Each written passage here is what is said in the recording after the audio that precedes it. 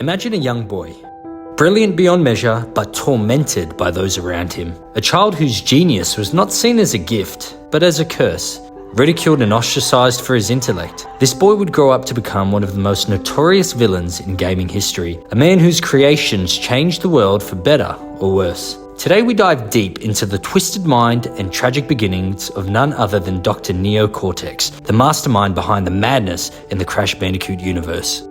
Dr. Neo Cortex is often seen as a caricature of the mad scientist trope. Wild hair, a giant N tattooed on his forehead, and a penchant for building bizarre inventions. His name even serves as a pun on a part of the human brain. But beneath the exaggerated exterior lies a story of pain, ambition, and obsession.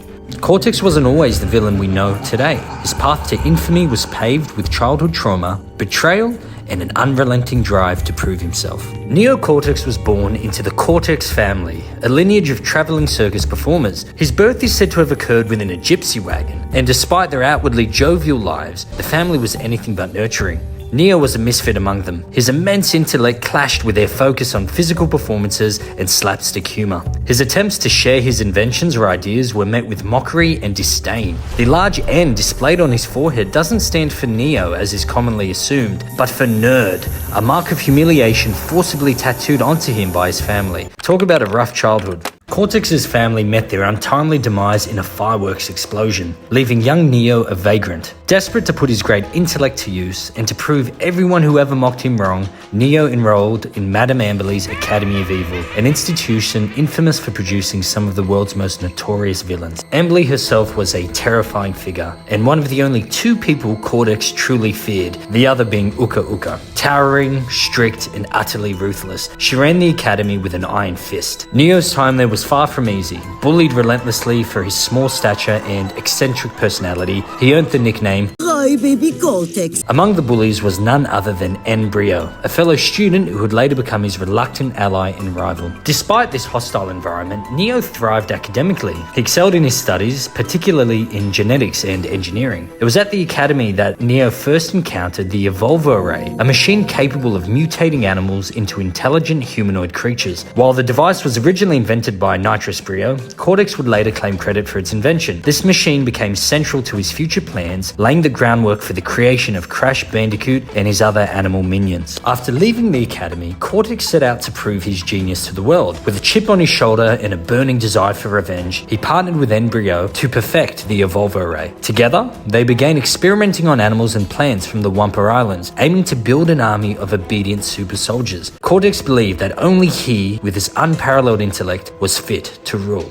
This pivotal chapter sets the stage for the first Crash Bandicoot game. Cortex and Brio captured two unsuspecting bandicoots, a male and a female. The male, Crash, became their first test subject, followed by the female, Torna. Cortex subjected Crash to a rigorous 9-month training program, preparing him to lead his mutant army, the Cortex Commandos. And despite Brio's warnings about the instability of the Cortex Vortex, Cortex pressed forward. But the experiment backfired. Crash was rejected by the Vortex and fled Cortex Castle, leaving Torna behind. This marked the beginning of the Bandicoot's resistance against Cortex's twisted ambitions. Defeat only deepened Cortex's obsessions. Over the years, he launched increasingly desperate plans, from using time travel in Crash Bandicoot Warped to harnessing the power of elemental masks in Crash Bandicoot The Wrath of Cortex. His relationship with Brio deteriorated completely, leading Brio to turn against him. Cortex's alliances were often transactional and short-lived. He manipulated allies like Dr. Engine and Dr. Entropy, but these partnerships rarely ended amicably. His arrogance and inability to trust others consistently sabotaged his ambitions. What makes Neo Cortex compelling isn't just his failures, it's his humanity. Beneath the bluster and maniacal laughter lies a deeply insecure man haunted by his past, and it's his unyielding need for validation that makes him truly compelling. His obsession with intelligence and power stems from a lifetime of rejection and ridicule. Cortex sees himself as a misunderstood genius, a tragic hero in his own mind. This complexity adds depth to what might otherwise be a one-dimensional antagonist. Characters like Crash and Coco Bandicoot view Cortex as a dangerous megalomaniac, but even they occasionally recognize his vulnerability. One of the most surprising developments Cortex came during Crash Twinsanity. Forced into an uneasy alliance with Crash to defeat the evil twins, Cortex's sarcastic humor and begrudging cooperation revealed a more nuanced side to his character. For the first time, players saw glimpses of Cortex's loneliness and his desperation for validation. Interestingly, some fan theories suggest that Cortex's hatred for Crash is less about the Bandicoot himself and more about what Crash represents: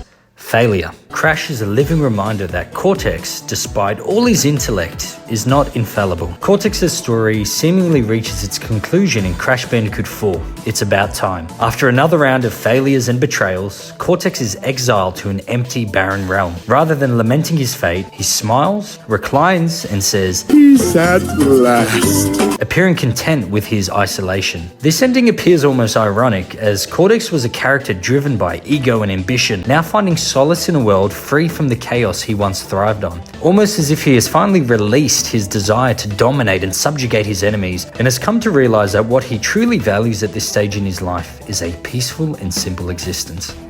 Dr. Neo Cortex remains one of gaming's most compelling villains, a character whose genius and flaws make him endlessly fascinating. He's a character who, despite his evil deeds, resonates with players because of his humanity. After all, who hasn't felt the sting of rejection or the drive to prove themselves? His story is a cautionary tale of how ambition without balance can lead to isolation and ruin. Yet his resilience and determination make him a character players can't help but admire. So what do you think of Cortex's journey?